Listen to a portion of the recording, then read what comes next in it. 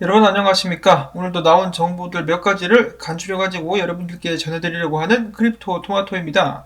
비트코인 반등하기 시작해가지고 어제 58,000달러대까지 올라갔었다가 지금은 57,700달러 선에서 거래가 진행 중에 있죠.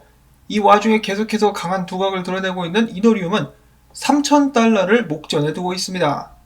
자, 과연 주말 동안에 혹은 제가 영상을 올리기 전에 이더리움이 3,000달러 고지를 탈환할 수 있을 것인가? 계속해서 기대를 한번 해보면서 오늘 소식들을 보도록 하겠습니다.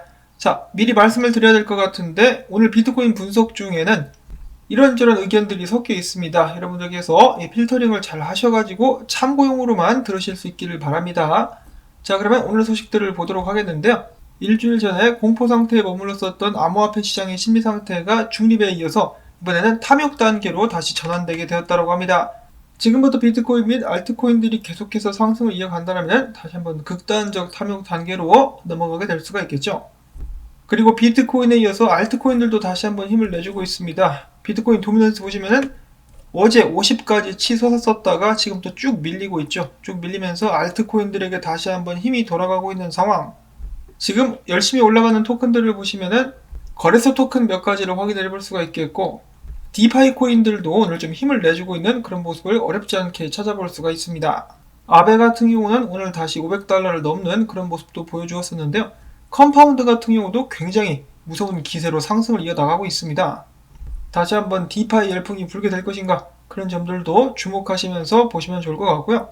그 다음으로는 국내 소식, 최근에 정부 및 정치권에 대한 암호화폐 투자자들의 원성이 자자해지자 이를 더 이상 두고만 볼 수는 없다라고 하면서 한국에서도 조만간에 가상자산업법이 나오게 될 것이라고 합니다. 일단 가칭이라고 하고요.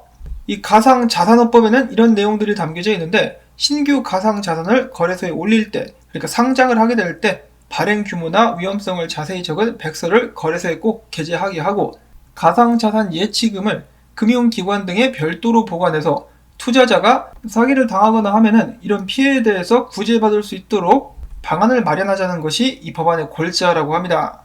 그래서 말 그대로 암호화폐 관련된 사업을 하는데 어느 정도 가이드라인을 마련을 하겠다라는 것이죠. 그러면서 보시면 아시겠지만은 투자자를 보호하는 그런 방안들도 강구를 하고 있습니다. 이렇게 일주일도 안 돼가지고 법안을 발의할 수가 있는데, 암호화폐 관련된 규제를 만든다고 제가 영상을 시작할 때부터, 유튜브 채널을 시작할 때부터 말로만 계속해서 하다가 사람들이 청원을 하고 난리를 내니까 이제서야 바로 또 움직이는 모습을 보여주고 있습니다. 해줘도 불만, 안 해줘도 불만이라는 말이 아니고요. 꼭 이렇게까지 해야만 움직여주는 게 좀 답답해서 그런 말씀을 드려봤습니다. 암호화폐 및 블록체인은 미래 산업이기 때문에 이런 부분에 대한 지원 및 지지를 아끼지 말고 앞으로도 좀 해줄 수 있기를 바라보고요. 그 다음 소식, 스와이프가 버전2 백서를 공개를 했습니다. 최근에 좀 올랐었다가 약간 정체되어 있는 모습을 보여주고 있는 스와이프, 지금부터 지속적인 상승을 할 수 있을 것인가? 다음으로 이어서 리프 파이낸스 같은 경우도 굉장히 많은 소식들이 준비가 되어 있다고 하는데요. 개발자 툴 제공부터 시작을 해가지고 모바일 앱 출시, 그리고 5월 말까지 보시면은 5월 말 전까지 메인넷이 또 출시가 될 수 있을 것이라고 합니다. 과연 메인넷 출시 및 여러가지 소식들을 근거로 펌핑을 줄 수 있을 것인지 지켜보도록 하시고요. 이 코인 같은 경우는 바이낸스에 상장이 되어 있죠. 가끔 어떤 코인 어디에 상장되어 있어요? 라고 물으시는 분들이 계시는데요. 이 기회를 통해서 잠깐 설명을 드리자면은 코인마켓캡에 오셔가지고 검색하는 데다가 해당 코인을 치시면 됩니다. 예를 들어 리프 파이낸스를 치면은 치고 나오죠. 그럼 여기 오셔가지고 마켓이라고 있어요. 마켓을 클릭을 하시면은 해당 코인이 어디에 상장되어 있고 어디에서 거래가 되는지를 확인을 해보실 수가 있습니다. 근데 보니까 바이낸스 외에 다른 여러 거래소들에서도 거래가 진행이 되고 있네요. 이어서 이더리움에 관련된 기대가 나날이 갈수록 높아지고 있다. 이더리움 올해 안에 10,000달러 갈 것이다 라는 예측은 전에도 나오기도 했었는데요. 톰리의 펀드 스트랩 역시 이더리움은 10,000달러, 비트코인은 100,000달러까지 올해 가게 될 것이다 라고 이야기를 했습니다. 그들은 당당하게 밝히기를 우리는 2020년도 4월부터 비트코인보다 이더리움 비중을 늘려야 된다라고 이야기를 했었는데 아직도 똑같은 의견을 고수한다. 이더리움의 시가총액은 최근 몇 주간 비트코인에 비해서 30% 정도 증가를 했는데 저번 불장 때는 이더리움이 80%까지 올랐었다. 그래서 아직도 갈 길이 멀다. 여기서 여기까지 오를 것이다. 사토시 차트상 여기까지 오를 것이다 라고 이야기를 하고 있습니다. 그러면 이더리움 가격이 엄청나게 오를 텐데 비트코인이 같이 올라가면서 올라가니까 비트코인은 10만 달러, 이더리움은 10,000달러 가게 되지 않겠느냐라고 주장을 하고 있는 것이죠. 실제로 이더리움 강세에 대해서는 저도 지난 며칠 동안 계속해서 말씀을 드렸었는데요. 어제 월봉 마감한 것을 보시면은 이야 라는 소리가 안 나올 수가 없습니다. 보시면은 4월달 성적이 어마어마하죠. 거의 1000불 올랐다라고 볼 수가 있겠는데 대단합니다. 한 달 만에. 과연 다가오는 미래에는 어떤 모습을 보여주게 될 것인가? 일단 3,000달러를 찍게 되지 않을까라고 예상을 해볼 수밖에 없겠죠. 그래도 방심해서는 안 됩니다. 이 3,000달러까지 간다라고 많은 사람들이 생각하고 또 과대하게 레버리지 롱을 들어가게 돼버리면은 역효과가 언제든지 나올 수 있다는 것을 명심하고 주의하면서 투자를 이어나가야 될 것 같습니다.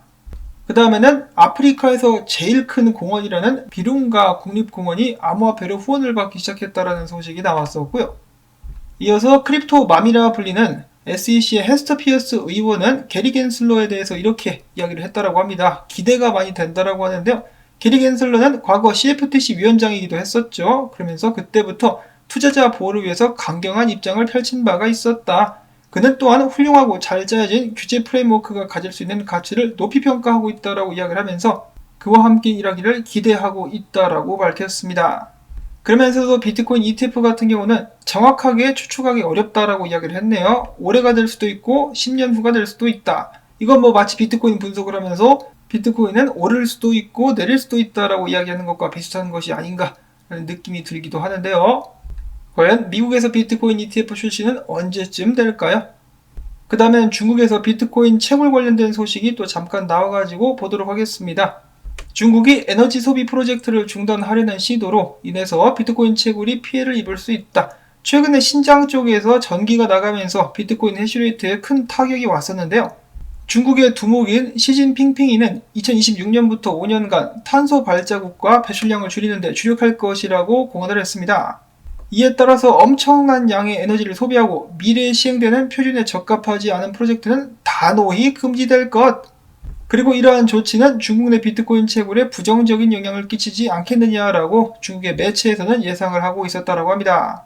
만약에 정말 이렇게 된다. 단기적으로는 해시레이트가 좀 내려가면서 비트코인 네트워크에 부정적이다라고도 볼 수가 있겠지만 장기적으로 봤을 때는 역시나 중국 쪽에서 대부분의 해시레이트를 차지하고 있는 것은 좋지 않기 때문에 오히려 비트코인 네트워크 건강에는 좋지 않을까라는 생각도 해봅니다.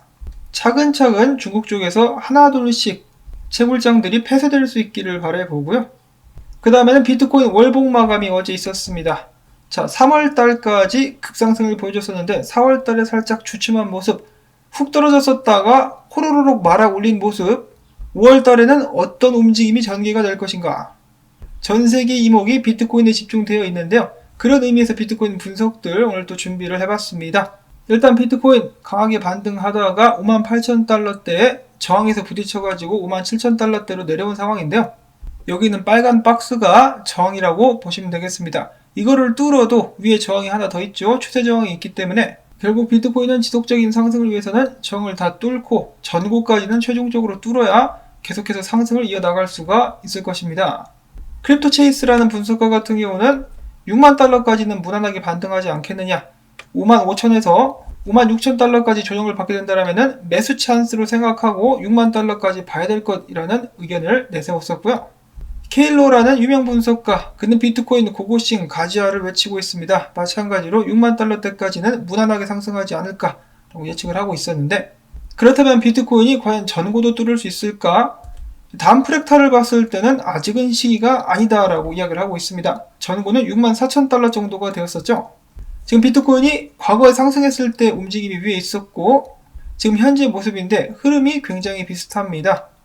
일단 지금부터 반등하긴 하지만은 전고를 뚫지는 못하고 장기간이라고 하면 좀 그렇고 몇 달간의 재축적 기간을 거쳐가지고 다시 한번 상승하게 될 것이라고 분석을 해주고 있는데요. 그렇게 된다면 비트코인 다시 5만 달러대 초반 혹은 4만 달러대를 보게 될 수 있을 것 같습니다. 물론 이 분석 같은 경우는 가능성에 기인하는 것이다라는 것을 다시 한번 염두에 두실 수 있기를 바라면서 그 다음 분석을 보게 되면은 네브라스칸 금붕어 분석가, 나는 단기적으로는 상승을 예상했지만은 여전히 와이코프 이론에 의한 분배 과정에 들어가게 될 것이다 라고 하면서 비트코인이 하락하게 될 것을 예상하고 있었습니다. 여전히 4만 달러까지 떨어지게 될 것이라고 보고 있었죠. 그런가 하면은 니콜라스 멀틴 데이터대시 분석가 역시 자신의 의견을 계속해서 고수하고 있었습니다. 이 정도로 반등하는 것은 예상했던 바, 높게는 6만 달러 이상도 갈 수 있겠지만은 결국은 전고를 뚫지 못하고 조정을 받게 되지 않을까. 자, 물론 그렇다라고 해가지고 모든 암호화폐들이 다 떨어진다라는 것이 아니라 비트코인은 빠지겠지만은 알트코인들은 계속해서 올라가게 될 것이다. 그러니까 최근의 추세가 지속되게 될 것이다 라고 예측을 하고 있는 것이죠. 그리고 앞에서 봤었던 이 프랙탈을 분석한 무로라는 분석가 역시 알트 시즌은 계속될 것이다 라고 예측을 하고 있었습니다. 그러니까 한마디로 최근 추세를 보시면은 비트코인 빠질 때 알트들도 조금씩 빠지는데 회복될 때 알트코인들 같은 경우는 훨씬 더 껑충껑충 위로 뛰어 올라가 버리는 그런 상황들이 계속되게 될 것이라고 예측을 하고 있는 것이죠. 둘 다. 비트코인은 조정을 받게 될 것이고 알트코인들은 대잔치를 벌일 것이다 라는 예측이 있었고, 그 다음에 알레시오 라스타니 분석가 같은 경우도 최근에 비트코인에 대해서 너무 과열되어 있는 이 상승 기대감, 그런 것들을 식히기 위해서라도 한번 하락이 오게 될 것 같다라고 계속해서 이야기를 하고 있었습니다. 비트코인은 과거 불장 때도 이런 식으로 정기적으로다가 마치 정수기 필터를 갈아주듯이 롱 뚝배기를 날려버리고 새 걸로 갈아 끼우는 그런 과정들이 있었다라는 것인데요. 이 사람이 설문조사를 했습니다. 앞으로 비트코인 움직임이 어떻게 되겠느냐 그랬더니 아직도 과반수 이상이 비트코인이 지속적으로 상승하게 될 것이다 라고 답을 하기도 했었다라고 합니다. 그리고 니콜라스 멀틴 같은 경우는 최근 영상을 통해서 어느 시기 때 수익 실현을 할 것인가 그런 것에 대해서 이야기를 하기도 했었어요. 물론 본인은 아직 암호화폐를 팔지 않았다라고 이야기를 하면서 참고하라고 이런 식으로 알려주더라고요. 지금 여러 분석가들도 이야기하는 것을 들어보면은 최근에 테슬라가 비트코인을 좀 팔았죠.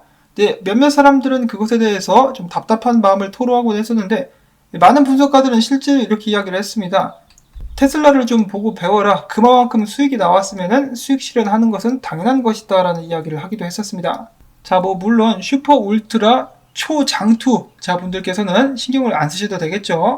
자, 아무튼 본론으로 다시 돌아가가지고 여러 분석가들은 비트코인의 지속적인 약세 그리고 알트코인들의 상승을 예상을 하고 있었다라고 합니다. 자, 그런데 마지막으로 그와 반대되는 의견도 있는데요. 와이코프 이론 같은 경우는 고점을 찍고 내려오는 단계랑 재축적 단계랑 좀 비슷한 부분이 많다. 잘 알아봐야 되는데 내가 봤을 때는 재축적 단계다라고 하면서 와이코프 이론의 재축적 단계의 이론 차트를 공유하기도 했었습니다. 이것이 재축적 단계 이론이고요. 이것이 고점을 찍고 내려오면서 물량을 푸는 분배 단계입니다. 자, 과연 비트코인은 어떤 것을 따라가게 될 것인가? 영상 시작 때도 말씀을 드렸지만은 제가 전해드리는 분석이나 내용들은 어디까지나 참고로만 항상 활용을 하실 수 있기를 바랍니다.